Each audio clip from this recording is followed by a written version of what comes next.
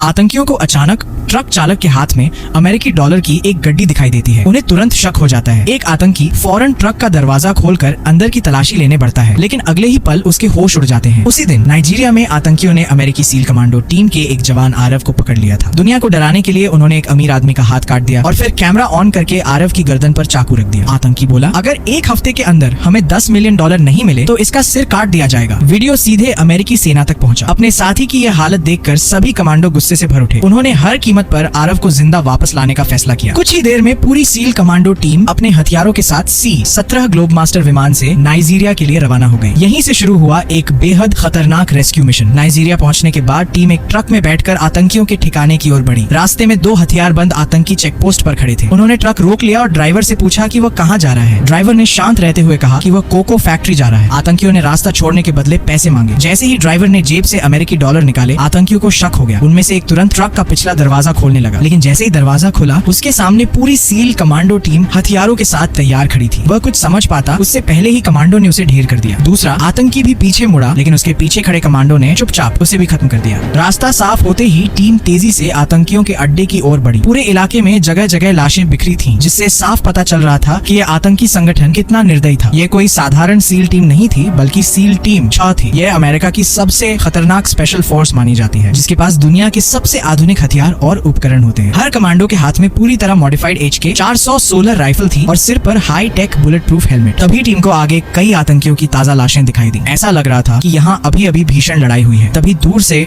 ट्रकों की आवाज सुनाई दी। कमांडो तुरंत छिपकर निगरानी करने लगे। कुछ ही देर में 2 ट्रक वहाँ से निकले। पहले सभी को लगा कि आतंकियों को उनकी मौजूदगी का पता चल गया है, लेकिन पास आने पर पता चला कि ये चेचन लड़ाके थे, जिन्होंने आतंकियों पर हमला किया था। स्थिति को समझते ही सील कमांडो टीम ने बिना समय गंवाए हमला बोल दिया। एक कमांडो ने मदो 149 मशीन गन से लगातार गोलियों की बारिश कर दी, जबकि दूसरे ने मतीन 120 ग्रेनेड लॉन्चर से दुश्मनों की गाड़ियों को निशाना बनाया। कुछ ही मिनटों में पूरा इलाका गोलियों और धमाकों से गूंज उठा। गोलीबारी खत्म होते ही कमांडो घायल साथी की हालत देखने दौड़े, लेकिन जैसे ही उन्होंने उसकी जैकेट हटाई, सबके चेहरे उतर गए। गोली शरीर के आर पार नहीं गई थी, बल्कि अंदर ही फंसी हुई थी। ऐसी चोट सबसे खतरनाक होती है, क्योंकि इससे अंदरूनी रक्तस्राव और फेफड़े को गंभीर नुकसान हो सकता है। टीम लीडर आर्यन ने तुरंत हेलीकॉप्टर से मेडिकल सहायता मांगी। सभी साथी घायल कमांडो को लेकर तेजी से सुरक्षित स्थान की ओर बढ़े, लेकिन किस्मत ने उनका साथ नहीं दिया। हेलीकॉप्टर के उतरने से पहले ही वह बहादुर जवान दम तोड़ चुका था। इस मिशन में सील कमांडो टीम अपना एक साथी खो चुकी थी और बंधक भी उनके हाथ नहीं लगा था, लेकिन हार मानना उनके लिए विकल्प नहीं था। टीम ने पूरे इलाके की दोबारा तलाशी शुरू की। तभी एक कमांडो की नजर जमीन पर बने एक खास निशान पर पड़ी। यह वही संकेत था जो बंधक बने सैनिक आरव ने पीछे छोड़ रखा था। सूचना मिलते ही अमेरिकी कमांड सेंटर ने सैटेलाइट की मदद से आसपास का इलाका खंगाला। कुछ ही देर में पता चल गया कि चेचन लड़ाके एक पुराने सीमेंट कारखाने में छिपे हुए हैं। अब दूसरा रेस्क्यू मिशन तुरंत शुरू किया गया। उधर चेचन लड़ाकों ने सभी बंधकों को एक जगह इकट्ठा कर रखा था। सभी डरे हुए थे और एक दूसरे को गले लगाकर रो रहे थे। किसी को नहीं पता था कि अगला नंबर किसका होगा। तभी आसमान में ब्लैक हॉक हेलीकॉप्टर की आवाज गूंज उठी। दुश्मन कुछ समझ पाते उससे पहले ही हेलीकॉप्टर ने तेजी से मोड़ लेते हुए अपनी मिनी गन से गोलियों की बारिश शुरू कर दी। कुछ ही सेकंड में फैक्ट्री के बाहर मौजूद कई आतंकी ढेर हो गए। हेलीकॉप्टर रुकते ही दर्जनों अमेरिकी कमांडो नीचे उतर गए। चारों तरफ गोलियों की गूंज फैल गई। दुश्मन भी पूरी ताकत से जवाबी हमला करने लगे। मुख्य गेट पर भारी फायरिंग हो रही थी। तभी एक कमांडो ने मतीन 120 ग्रेनेड लॉन्चर से सीधा हमला किया। जोरदार धमाके के साथ गेट के पास छिपे आतंकी खत्म हो गए। रास्ता साफ होते ही पूरी team CQB close quarter battle formation में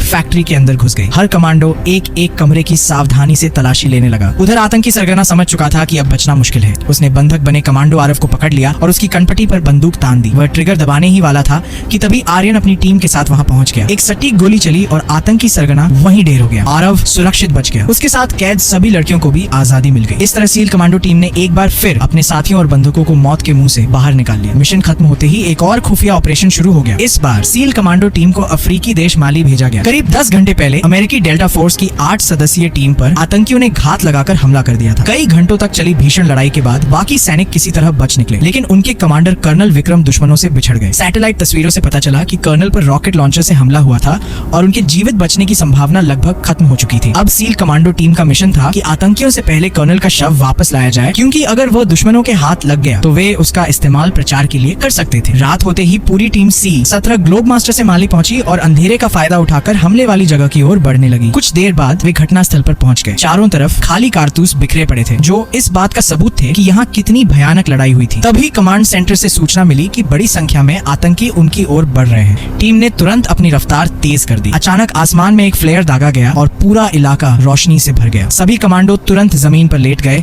और और अपनी N PVS 31 night vision device पहन ली। लेकिन अगला दृश्य देखकर सब चौंक गए। सामने पूरी पहाड़ी आतंकियों से भरी हुई थी और नीचे घाटी में एक भारी मशीन गन भी तैनात थी। सील कमांडो ने बिना देर किए जवाबी हमला शुरू कर दिया। आधुनिक हथियारों और नाइट विजन की मदद से उन्होंने अंधेरे में छिपे दुश्मनों को एक एक करके ढेर करना शुरू कर दिया। दुश्मनों का रास्ता साफ होने के बाद टीम तेजी से घाटी में पहुंची और काफी तलाश के बाद आखिरकार कर्नल विक्रम का शव खोज निकाला। लेकिन जैसे ही वे शव लेकर वापस लौटने लगे, कमांड सेंटर से नई चेतावनी मिली। तुम्हारी तरफ लगभग 30 से ज्यादा आतंकी और 9 हथियारबंद गाड़ियां तेजी से बढ़ रही हैं। ये सुनते ही पूरी टीम ने हथियार संभाल लिए। अब असली लड़ाई शुरू होने वाली थी।